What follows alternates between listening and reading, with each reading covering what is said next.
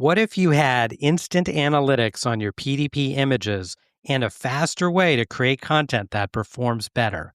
That's what we're diving into in today's episode, how top brands and retailers are using analytics and automation to stay ahead across retail media and the digital shelf. It's Rapid helps teams scale smarter. They analyze image performance, they help you create optimized assets for retail media networks and the digital shelf, and they integrate directly with PIM and DAM systems for seamless execution. Brands like Pepsi, Mondelez, and Instacart use its Rapid to go beyond basic tools to uncover gaps in PDP and retail media performance by analyzing the images themselves, not just the count.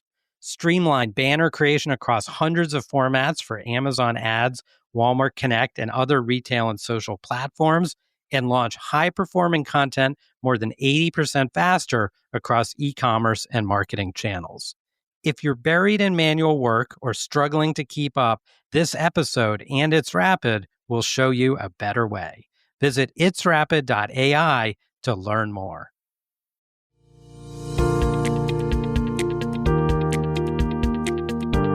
Welcome to Beyond the Shelf with Dave Feinlieb. This show is an open exploration of the people and process behind e-commerce. Through conversations with innovators in the space, we learn the stories of these leaders and their strategies for e-commerce success. We publish new episodes every Tuesday morning, so be sure to subscribe wherever you get your podcasts. And now, here's your host, Dave Feinlieb.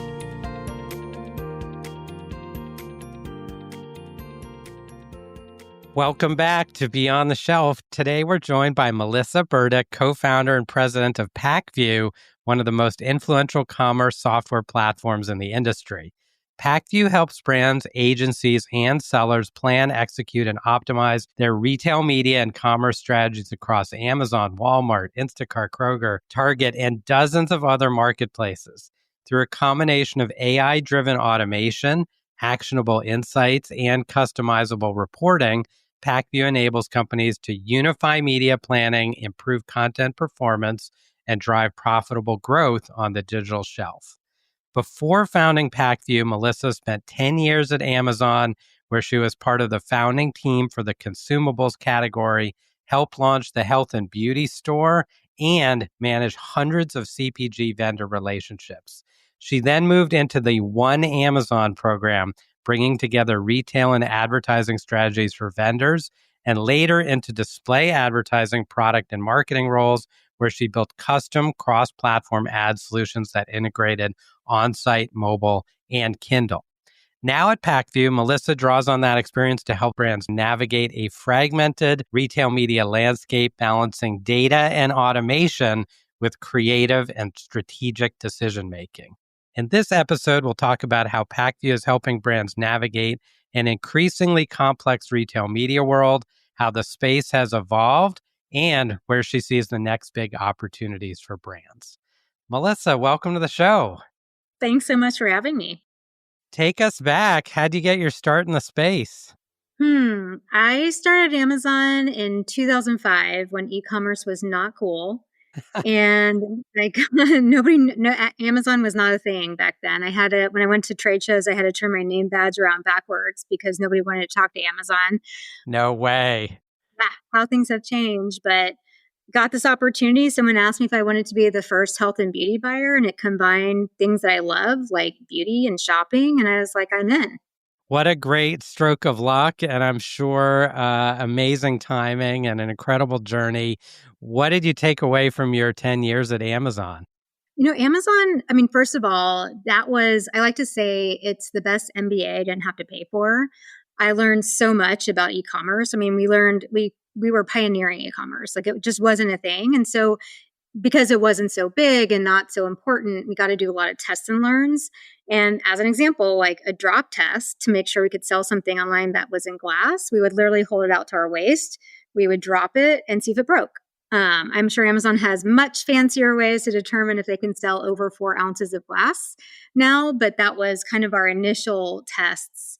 And so, and then I just told this story at lunch. I just went to lunch with my friends and I was telling them I can't stare tuna fish in its face ever because one of the things that we also did was eat your own dog food at Amazon, meaning like we were, things were breaking. We had to figure out why they were breaking. And so we went to the warehouse to like literally receive product to understand all these item setup issues. And I'll never forget receiving a pallet that was all shrink wrapped of tuna fish and it had been banged up in the truck. And when we unraveled it, all of these tuna fish cans had been, dented in and there were like maggots coming out of it. I mean, it's just disgusting.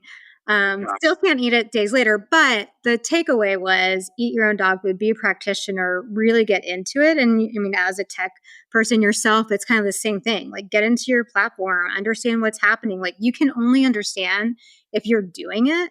And that was like one of the great learnings from Amazon. It was just a very much like a hands-on, understand it, how do you fix it, kind of thing. So well put. And how did these experiences shape the way you built and now lead Pacvue? I think that one of the other things I learned at Amazon was and probably it's frustrating being on the outside and frustrating the people working with them, is that they never ship anything perfectly. It's 70% baked, and that means that there's bugs and it breaks.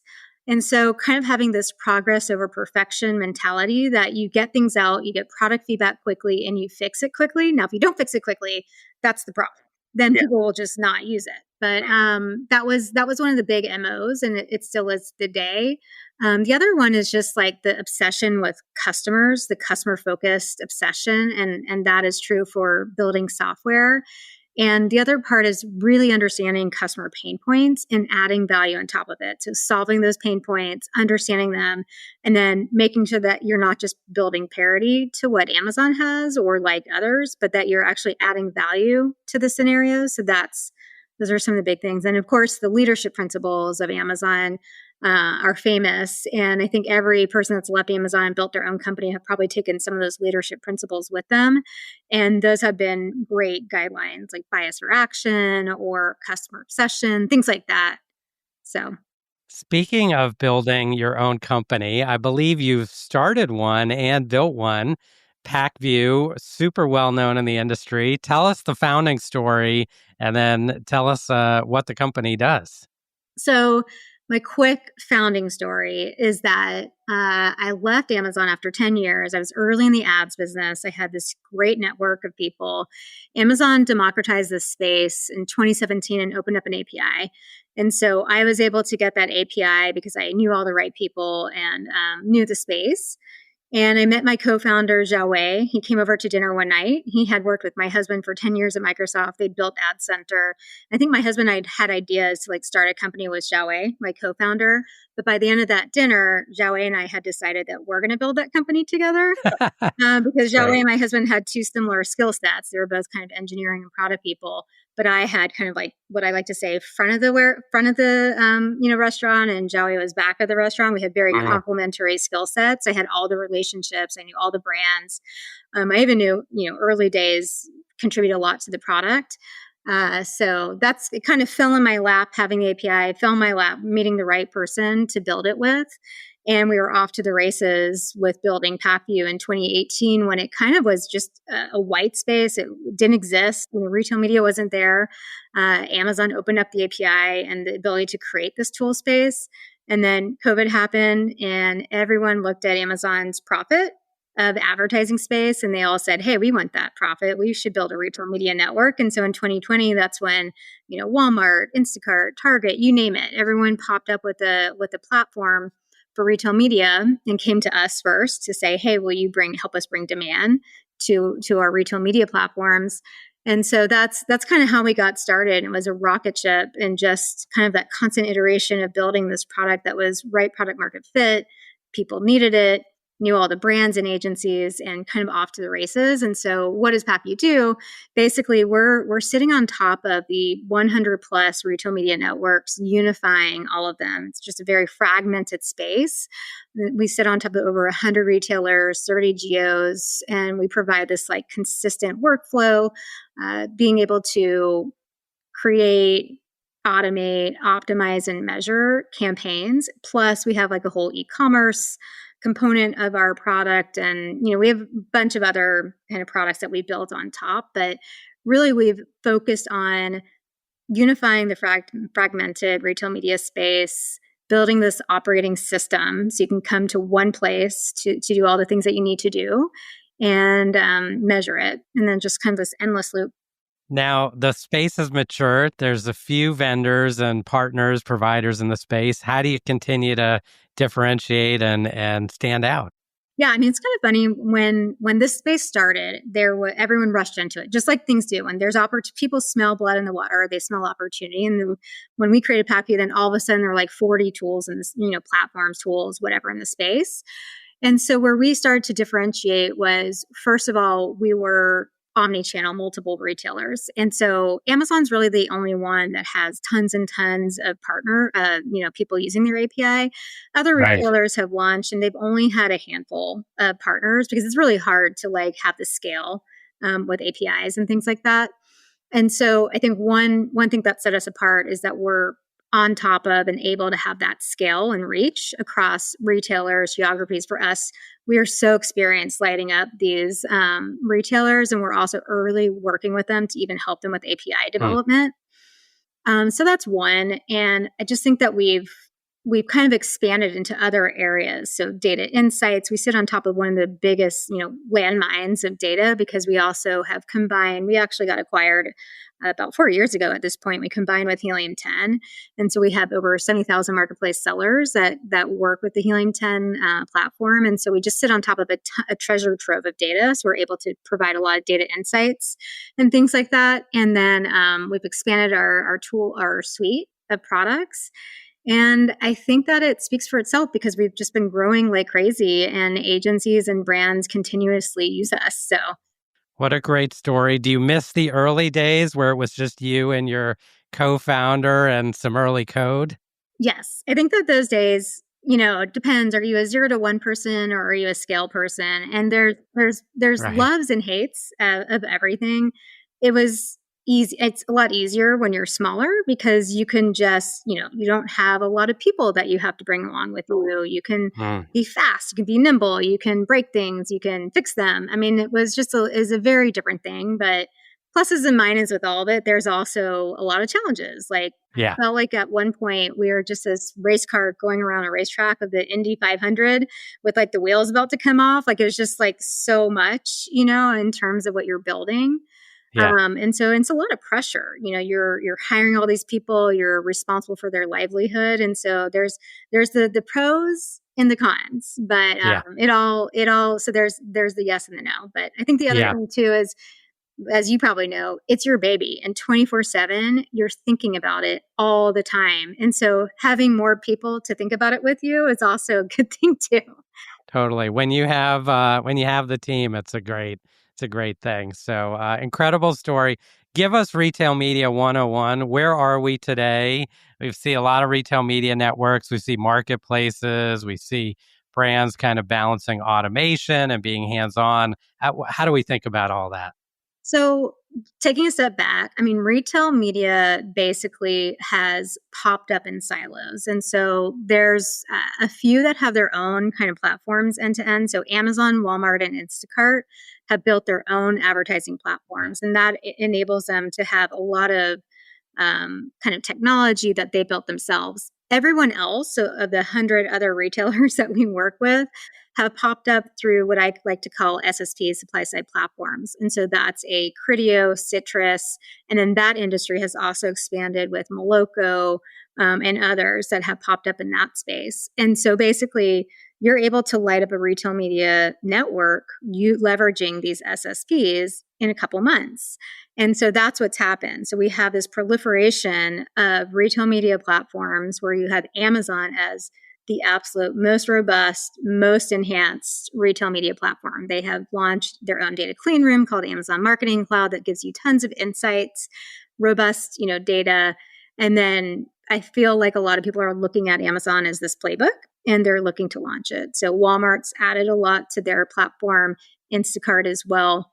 But what's happened when you launch these retail media platforms, you're kind of a disparate, kind of Right, like right. brings up, and then it's not connected to retail data and inventory data and things like that. And so that's one of the solutions that we're trying to bring to market is really unifying, we have like over 1,200 endpoints that we've connected through API into our platform, and being able to connect more of the retail insights, inventory insights, and everything in one place. So Retail Media 101, I mean, it really started in 2018 by Amazon. 2020 was the year that everyone's, built up their retail media platforms. That was 5 years ago. And so now we're in a space where it's relatively mature. People understand how to use them.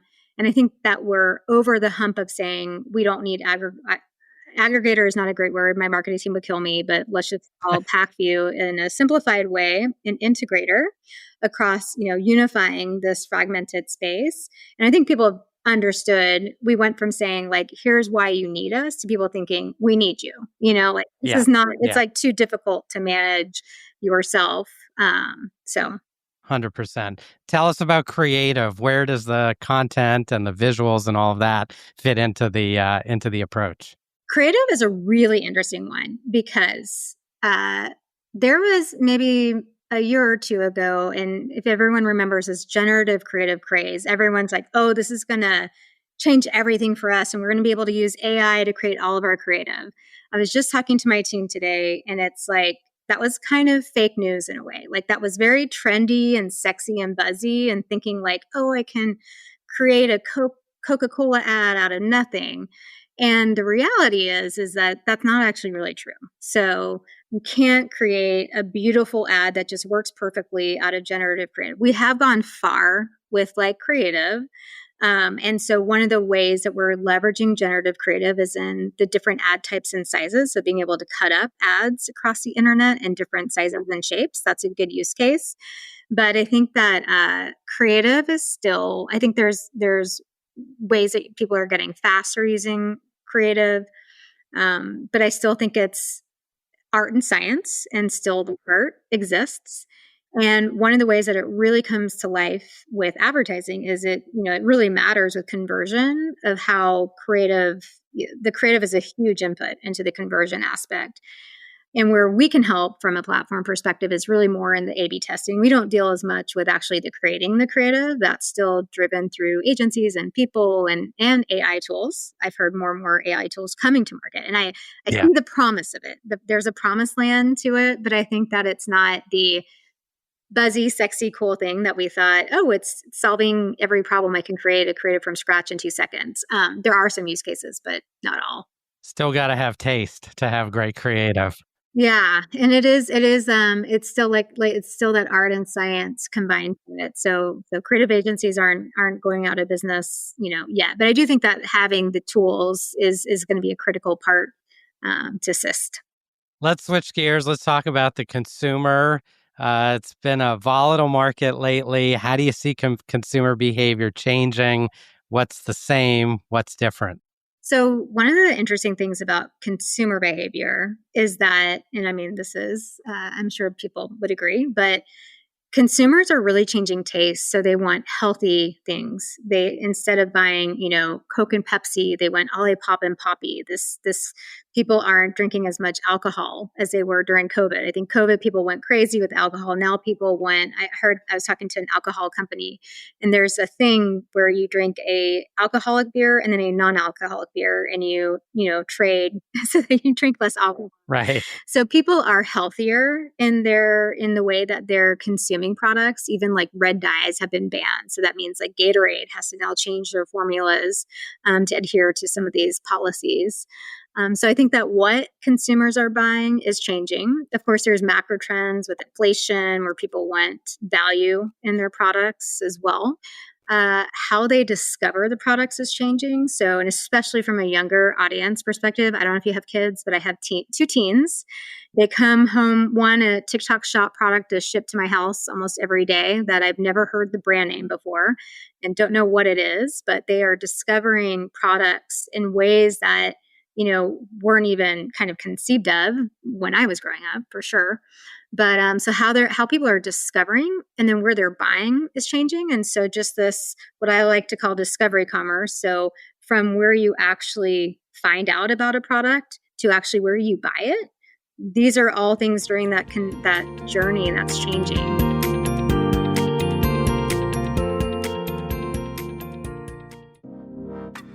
This episode of Beyond the Shelf is brought to you by It's Rapid. It's Rapid is the platform Pepsi, Mondelez, Instacart, and hundreds of other leading brands and retailers use to build personalized content at scale. Whether that's images, videos, or product descriptions for their product detail pages, shoppable videos or banners for their digital ad campaigns, or sell sheets for sales enablement, brands that use It's Rapid are able to produce high-quality, on-brand content on average more than 80% faster than category competitors. To find out more, please visit itsrapid.ai. Great way to think about it, discovery commerce. You gave us retail media 101. Would you give us TikTok 101? Yeah. So, it's interesting is during COVID, my kids were on TikTok because it was a dancing platform. And I was like, I need to figure out, what is this TikTok platform? What, should they be allowed to use it? And that's when I got hooked myself. And it's, I've been on it. And it's kind of interesting because it's become such a marketing tool, and it's changed significantly since those early days of just, dancing. But TikTok is this place, and we just launched TikTok as a platform on with Pacvue a few months ago. And what they like to say is they want to be a place for discovery. So anything new, any new trend, anything, new flavor, anything from like a product just starting to a line extension of like a new color, new flavor, that's where they want people to come and discover. You can buy through TikTok Shop. You can advertise through their advertising platform. You don't have to. You can also fulfill through TikTok, but you can also fulfill through Amazon. They're not, making you choose one through the other. And they also have partnerships with Amazon too. So they're smart in the fact that they're really trying to drive people to discover products. Yeah. And when I talk to a lot of our brands, like one of the cool things about TikTok is they really solve the cold start problem. And so when people launch products, they can go from zero to the first $1 million of sales in like 3 months, is what they're telling me. Yeah. Versus on Amazon, that takes a lot longer because it's pay to play, it's expensive, and things like that. So, really this kind of discovery place is what they're trying to drive. And certainly with young people that are going to, my daughter tells me, she's 16, TikTok is my Google.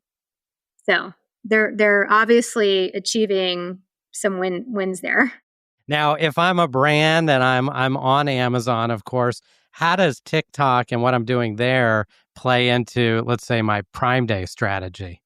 Yeah. So one of the things I think is really cool is the way that brands are starting to leverage this discovery commerce and what I like to call the spaghetti soup of how people shop and buy and find things, which is kind of this very nonlinear way.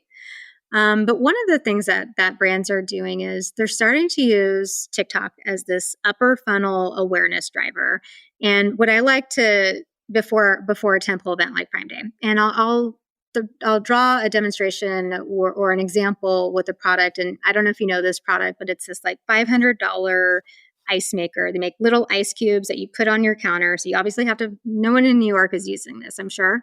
But it makes these like little ice pellets. And it's been an influencer told me about it many years ago. And it's always been on my list. I haven't pulled the trigger yet. But let's just start talking about this ice maker. So an influencer would go on TikTok and start talking about why it's so great to make drinks with this ice maker. And you can make all these different drinks. And oh, by the way, this is what I bought on Prime Day last year. So a couple weeks before Prime Day, we start talking about this ice maker and all the things that you could do with it and how they bought it on Prime Day last year. And so they're starting with this like upper funnel awareness play. And then Prime Day happens and bam, they can start making content around, hey, this great ice maker, all these things I told you about is now on sale. Go buy it from me. And then they're on the affiliate program and they can get money from that. And that's how they make money. But, as people are, Amazon has millions and millions of deals. How do you stand out? More and more people are leveraging micro influencers with these audiences to be able to attract attention to the products. And so being able to leverage a platform maybe you can do less advertising in that case. Maybe you don't have to spend so much money on advertising. Maybe, this balance between creator-led and advertising to be able to draw eyeballs is really kind of the play. What stood out for me there is you really got to be thinking ahead. If you want the upper funnel to work, you have to be starting that ahead with your influencer content. Then you've got your event where the shopping, the purchase actually takes place. Yep, exactly. You mentioned creative earlier, different kinds of ads. What are you seeing? What's working? What's not working? What do you wish brands would do more of? So I think that there's a couple things. So one, video has become such a play. So creating the right video content, you can do video and ads, you can do video and search ads. So creating video has been great. It's also movement, so people's eyes attract to it. Another one is seasonally relevant creative, and so this one is where chocolate, you'll put little hearts in it for Valentine's Day. It makes it just more seasonally relevant. That also goes back to our conversion conversation. One that I like, this is an old and true kind of conversation that I've used, which is like if you just took a pumpkin spice candle, we're in August, Thanksgiving soon, but if you just showed a candle, pumpkin spice candle, or if you put a pumpkin spice candle on a Thanksgiving table, and you start talking about Thanksgiving, that would convert more thinking about Thanksgiving. So, that's where you can have some AI generated backgrounds that really then you can put that candle in, and that really does help your ads convert. And the cool thing is Amazon does have templates that they've created. You can use the same kind of ad creative across other retailer platforms, but changing it out for seasonal events like that has shown better conversion. Great insights. Zooming out, you've mentioned this idea of pivot or die. Mm-hmm. Tell us more about that. I've been watching the space. I mean, I've been in it for over 20 years, and we're in this new wave with the buzzword of AI coming in and really shaking things up. And that's where, we've talked about consumer behavior changing. So pivot or die. If you're not having healthy ingredients. I mean, why did Pepsi buy Poppy for $2 billion? It's because they know that they have to add more of these healthy drinks to their portfolio. And so one is just like in the brands that people are coming up with now. There's this great example with this brand. Again, one of I learn a lot from my teenage children. Yeah. But they brought home this candy, Joyride. I don't know if have you heard of this candy? Have not heard of it. So it's a healthy candy. It looks like it's like a sour strip. And basically it was a YouTuber that came in to this candy. And so my son immediately knew about it because he knows this YouTuber who, by the way, looks exactly like my son with the fluffy hair and everything like that. So very relevant. And how did they get it in Target? He asked his followers to start targeting Target, hashtagging Target in their content. And they got into 1,300 Target stores. I mean, the playbook of like how you bring to market some of these brands, is it healthy? That's what consumers want. And then how are you getting into a Target? You're asking your network to start tagging it that you want it at Target. I mean, that's really changing. And so that's one. I also work with a lot of brands and agencies, and especially on the agency side, we've seen so many changes at holding agency, different people coming in. Agencies are really pivoting. And so that's another kind of pivot or die where it's like, how are you leveraging AI to assist your teams? How are you pivoting with the new trends that are coming in, the new platforms and technologies? How are you partnering with retailers? So I've never seen so much kind of movement with people, with partnerships to figure out how we can just this changing consumer trends of both consumer behavior and technology that's really changing fast. So the time to pivot is now, if you haven't done it already. Tell us about retail media. I'm a retailer. I'm a brand. What are you seeing them do well? What mistakes are they making? If you were running one of those big brands or retailers, what would you be thinking about? Well, this is a selfish answer to that question. Selfish for brands. I'm on behalf of the brands I speak. Yeah. Which is retailers, one of the ways that we can be more effective is the more data that we provide to brands and making it available to them. And so that's one of the things that Amazon has done so well, is that they've created Amazon Marketing Cloud with data clean rooms and being able to provide these data insights at a very low cost to people. And so what other retailers are doing is, heavily monetizing some of the data that they're putting out there, and then restricting the use of some of that data. And so by maybe powering more of the integrators like us and being able to act on behalf of brands and allowing brands to basically leverage that data to help these algorithms, we're taking in signals into these algorithms and being able to act upon them. And so that's super helpful. So I think as a retailer, one of the things that makes it very useful is the more data you feed an algorithm, the better it can be. The more you allow promotion information, review information. And so, people in the space have been scraping data for a long time, but what's happening now is retailers are providing APIs of that data. So instead of having inaccurate web scrapers, the more data that they give into a programmatic way, like an API, the better we can use that data. And the more you can work with the brands to really, really enable them, which seems like it's great for the whole workflow and the ecosystem. Yeah. And from a brand perspective, I think it's a challenge around thinking of retailers in a silo. And I understand it because, they're planning in a silo. Maybe they have an Amazon team and a Walmart team, and different teams are in silos. But it also is restrictive to be able to have more budget fluidity across teams. And also, being able to think about the buyer doesn't think in channels. They think of, and all the brands want incrementality. So they want these things. They want to have incrementality. They don't want to just move a tube of toothpaste sale on Amazon to a tube of toothpaste sale on Walmart. They want to have incremental eyeballs and sales. And so the more that you can think of a P&L budget in a fluid way, or, together, between national, retail, and social media, the more you can put these things together and manage them, the more that you can have some ability to have fluidity and really think about the incrementality challenge that we're trying to solve. Put another way, make the pie bigger. Don't just move the slices around, I suppose. Yeah, exactly. All right. AI, tell us what's going on. It's everywhere. What are you seeing? What's working? How much are your clients using it? What are some real world use cases? Yeah. So I think the best way to think about it is, because everybody probably uses ChatGPT at this point. Do you use ChatGPT? Yeah. Like on a daily basis. Yeah. The more ChatGPT understands you and your data, the smarter it can be. So let's take that. But every transaction, every ad click, every search query, and every conversion creates data. We're ingesting all that data from 100 plus marketplaces and retail platforms in real time and centralizing it into one platform.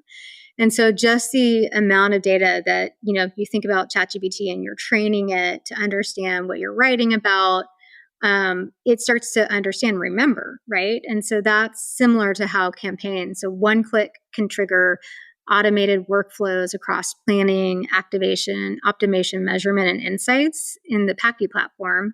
It can adjust bids, it can reallocate budget, it can optimize campaigns without, manual intervention. So that's really kind of the basis. It's like you're feeding all this data. Like I said, we have over 1,200 API endpoints. Being able to aggregate all that, pull in insights, pull in signals from competitive, from pricing, from reviews, all that kind of stuff, and be able to have smarter decisioning on top of it. That's kind of the way that I would describe it. Great way to put it. And looking ahead, what are you keeping your eyes on? What's on the horizon? This is an early adopter thing, but agentic commerce is something that I'm super interested in. We hear a lot about, Amazon Rufus is integrating Amazon Rufus is one. Walmart came out with 4 names. One is Sparky, Right. with the other names. But everyone's kind of coming to how, this new LLM ecosystem. And I think that as we think about going to ChatGPT and asking now, it's yet another thing that we all have to optimize for. What sweater should I buy for this outfit? Or, I'm looking for school supplies. Where can I find a pencil? Whatever questions that you're asking. But this new space of agentic commerce, of going from keywords to solutions, where you're asking these, you have to optimize your content a little bit differently. That's the new land that is yet another thing. I mean, keywords aren't going away tomorrow. The way that we search isn't going away for tomorrow, but maybe our kids in 5 years from now will be using a totally different way that they're shopping, and maybe the robots will be shopping for us, and they'll be making our lives a lot easier. But that's what I have. That's something that I think is really interesting to think about. And as a senior leader at brands and agencies, you're thinking about 2 years out. Where's the puck going? How do I plan for that? What are the right people I need on my team to help me think about those things and how we can plan for it? So, love it. You've got a new reality TV show coming out soon, October 1st. So exciting. Tell us about the show.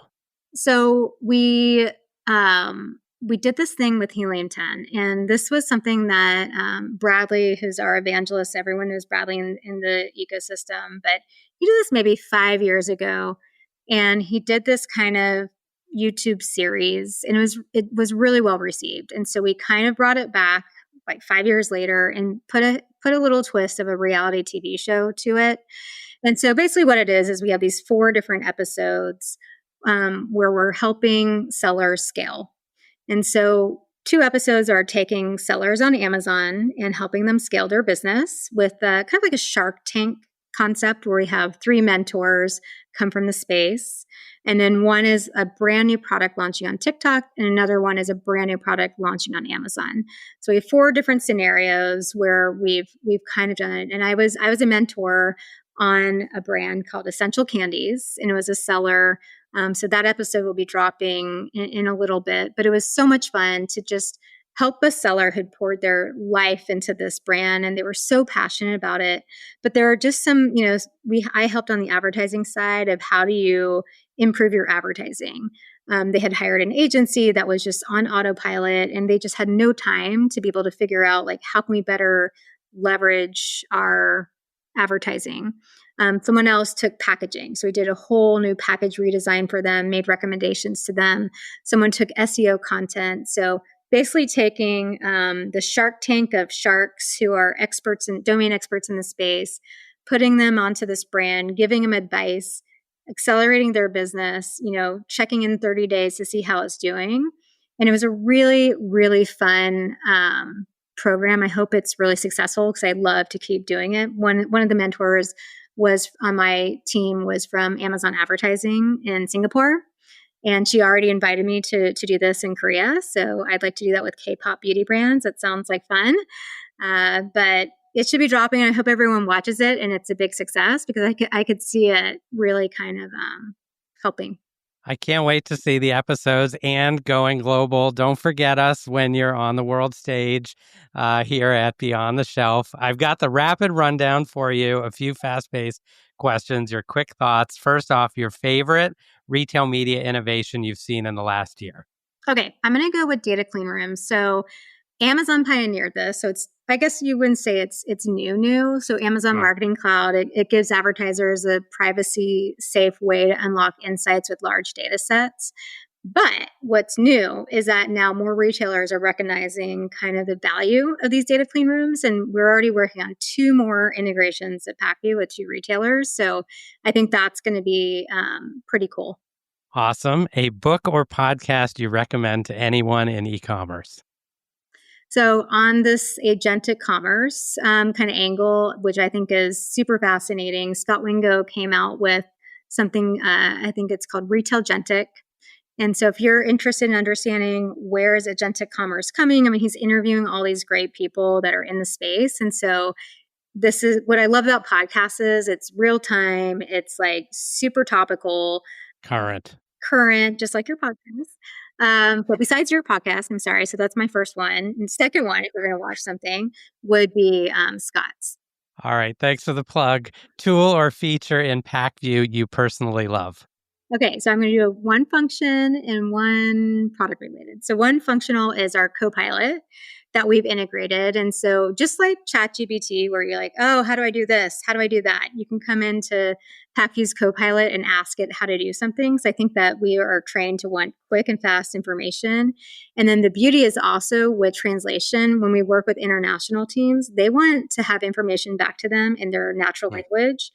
And so being able to ask something in Portuguese, how do I do something? And it translates back to you. I think that's been super useful, especially for these international teams. We're working with, like 30 different countries or more. So that's huge.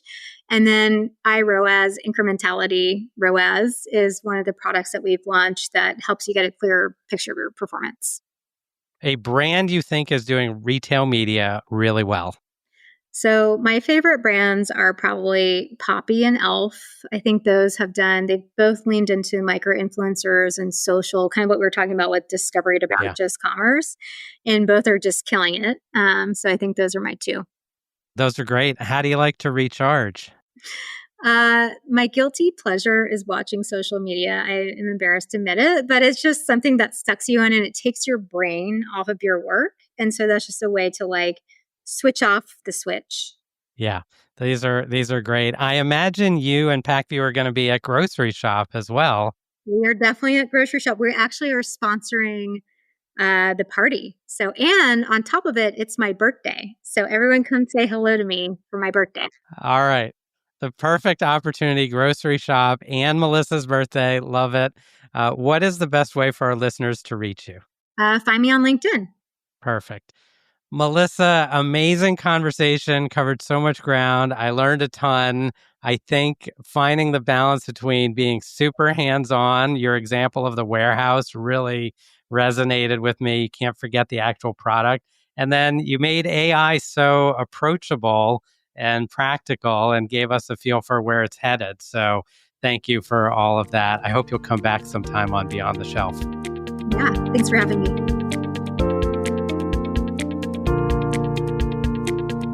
That's it for this week's episode of Beyond the Shelf. If you enjoy the show, be sure to like, subscribe, and leave us a review. It really helps us grow.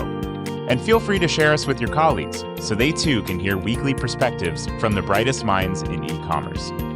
You can also check us out on LinkedIn, where we post clips from each episode, share Dave's takes on breaking industry news, and much more. Beyond the Shelf is a production of It's Rapid. Our host is Dave Feinlieb, and our producers are Sean Levy-Ashvili and Jake Musiker. Thanks for listening, and we'll see you next time on Beyond the Shelf.